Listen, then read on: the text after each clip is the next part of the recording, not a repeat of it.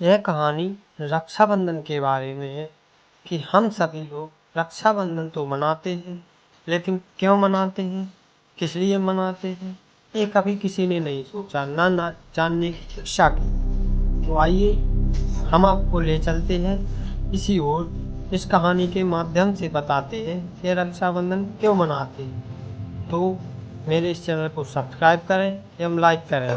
तो चलिए हम चलते हैं रक्षाबंधन क्यों मनाते हैं की कहानी पर। रक्षाबंधन भारत का एक बहुत ही सुंदर त्योहार है। यह भाई बहन के प्यार और भरोसे का प्रतीक है।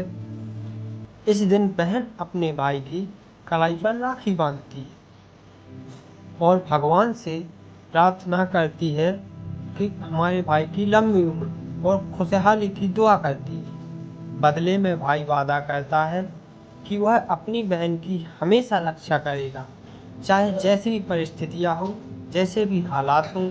लेकिन क्या आपने कभी सोचा है कि रक्षाबंधन मनाने की शुरुआत कब और कैसे हुई? चलिए इसकी कुछ सुंदर कहानियां हम आपको बताते हैं। कृष्ण और द्रौपदी की एक पहली कहानी है, जिसमें द्रौपदी ने प्रेम भरी राखी बांधी कृष्ण। महाभारत की एक घटना में जब भगवान श्री कृष्ण ने शिशुपाल का वध किया था तो उनकी उंगली कट गई।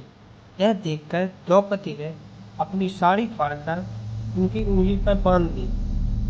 श्री कृष्ण बहुत भावुक हो गए और उन्होंने वचन दिया कि वे जीवन भर द्रौपदी की रक्षा करेंगे।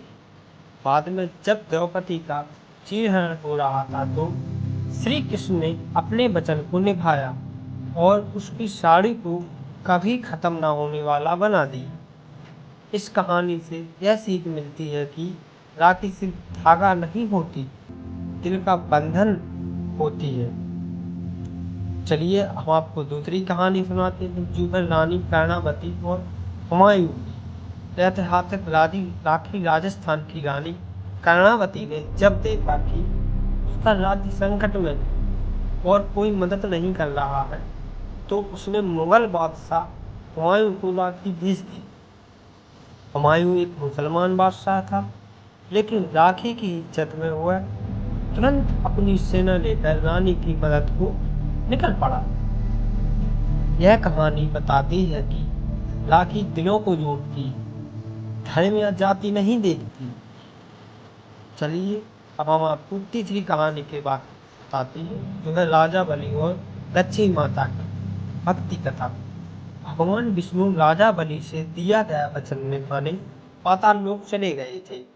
लक्ष्मी माता को यह बात अच्छी नहीं लगी, क्योंकि वे चाहती थी कि विष्णु उनके साथ रहे। तो उन्होंने एक चाल चली। वो एक सामान्य महिला बनकर राजा बलि के पास गई और उसे राखी बांधी।